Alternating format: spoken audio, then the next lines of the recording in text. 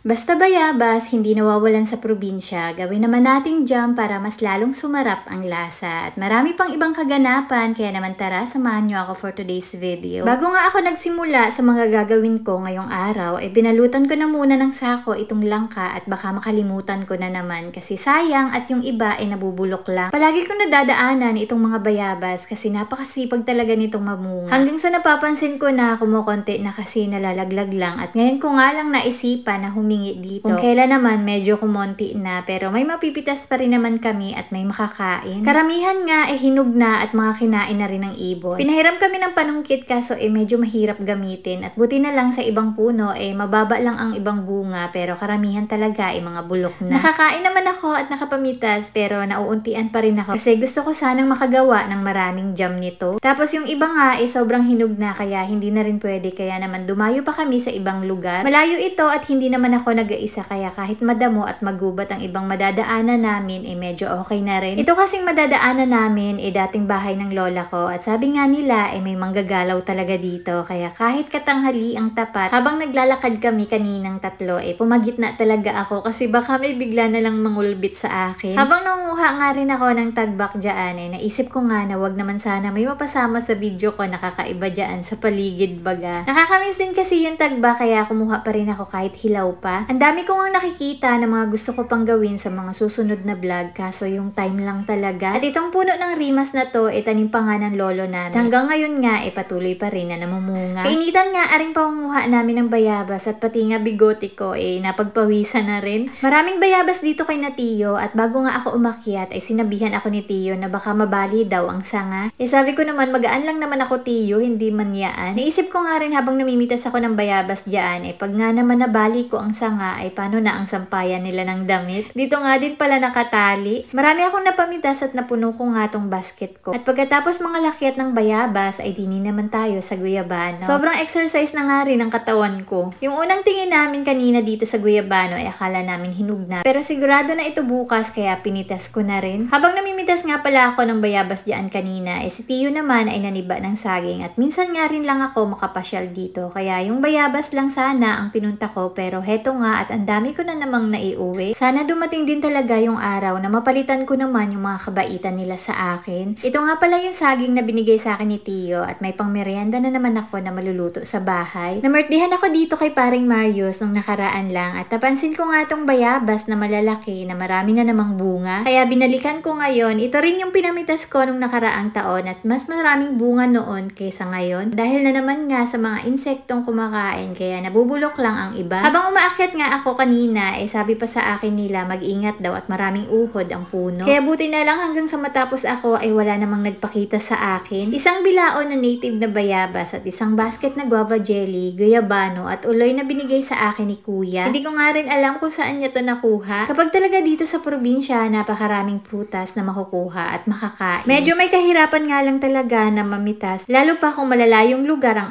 pagkunan kasi bago pa talaga ako nakarating din sa kubo ko talaga namang nakakapagod din pero sulit naman kapag mga ganaring prutas na ang mga nakahain. Natuwa pa nga din ako din sa uloy nung unang bukas ko kasi mukhang madaming buto ito ngayon. Pero habang natatanggal ko na lahat ng mga balat niya parang kumukonti na rin. Pero sakto lang to sa akin kasi ako lang din naman ang makain. Iba din talaga ang sarap ng lasa na ring uloy o marang. Kasi amoy pa lang nito talaga namang matatakam ka na at mga ganaring amoy din talaga ng prutas ang hindi maitatago. Sunod ko namang kinain aring guava jelly at sa laki nito parang hindi ko na kayang ubusin kasi sa dami na rin talaga ng bayabas na nakain ko kanina pa habang namimitas ako. Iba din talaga ang lasa ng native na bayabas kumpara sa guava jelly, mas matamis pero pag ako rin lang lahat masarap para sa akin. Lalo pa pag ginawa ko tong guava jam, mas okay pa nga sana kung yung sobrang hinog na bayabas ang gawing jam. Kaso kapag umabot na sa ganon katulad ng mga nahiwa ko kanina, halos kalahati na lang ang mga nag-ari. Bale papakuluan ko lang to sa tubig hanggang sa lumambot at mailabas ang katas nito. Medyo konti lang din pala ang nagawa ko kasi konti na rin lang yung bayabas na nag-ari. Tapos karamihan nga mga hilaw pa talaga. Tinansya ko rin lang yung asukal na nilagay ko at hinalo ko lang to at nilagyan ko ng isang buong kalamansi at pagkatapos halo lang din ng halo hanggang sa maluto. Alam nyo, nabitin talaga ako din sa ginawa kong jam. First time ko gumawa ng guava jam at ganito pala talaga kasarap. Mas lalong sumarap din nung nilagyan ko ng kalamansi kasi nag-agaw yung lasa ng bayabas at kalamansi na lalong nagpasarap sa panlasa ko. Kaya sa sunod talaga gagawin gagawa ulit ako nito at sana mas marami pa dito. And yun lang for today's video. Salamat sa panonood!